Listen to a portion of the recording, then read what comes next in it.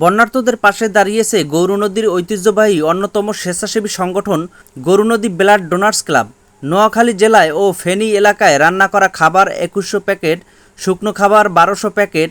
এসব খাদ্য সামগ্রীর মধ্যে ছিল চাল, ডাল, আলু, পেঁয়াজ, চিড়া, মুড়ি, বিস্কুট, সেলাইন, ঔষধ, লাইটার, মশার কয়েল, মোমবাতি, স্যানিটারি প্যাড। ত্রাণ সামগ্রী বিতরণ কার্যক্রমে উপস্থিত ছিলেন পরিচালক ইমরান ইবনে আমিন, সভাপতি তানভীর আহমেদ শাকিল, সাধারণ সম্পাদক আশিকুর রহমান রমজান, সাংগঠনিক সম্পাদক এইচ.এম. সানাউল, সিনিয়র সদস্য সেজান মাহমুদ, অর্থ সম্পাদক ইব্রাহিম খলিল, সহ দপ্তর সম্পাদক আহমদ শাকিল, প্রচার সম্পাদক তুহিন ইসলাম, সহপ্রচার সম্পাদক শাহাদত, কার্যনির্বাহী সদস্য রাসেল রাব্বি, ইউএই এর সদস্য তাওহিদ রিদা ও সাকিব।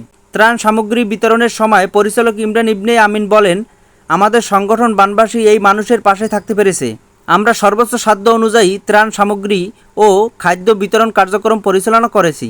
গৌরনদীবাসীর পক্ষ থেকে আমরা এই খাবারটুকু আপনাদের কাছে তুলে দিলাম। হ্যাঁ, এখন কথা হলো প্রত্যেকটা গৌরনদীবাসী আপনাদের মনে করেন সমানভাবে এটা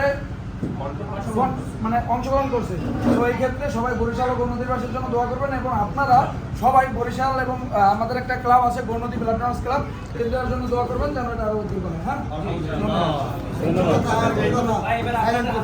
আরেকটু কথা হচ্ছে, আমরা যতটুকু পারছি আপনাদের জন্য চেষ্টা করছি। আশা করি যা দিছি আল্লাহ এটা লিখছে, আমরা দিয়ে গেছি সবার মতামতের ভিত্তিতে।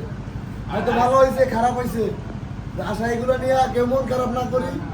আর আমরা বিশেষ করে এটা আশিক একটা কথা বলছি যে আমরা এখানে যারা আছি কেউ ইনকাম করি না, আমরা মানুষের আমানত নিয়ে আসছি।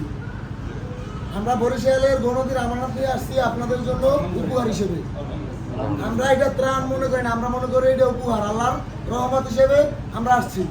সবাই আমাদের জন্য দোয়া করবে, আবার আমাদের দেশের উদ্দেশ্যে যাইতে পারি। সকলকে ধন্যবাদ।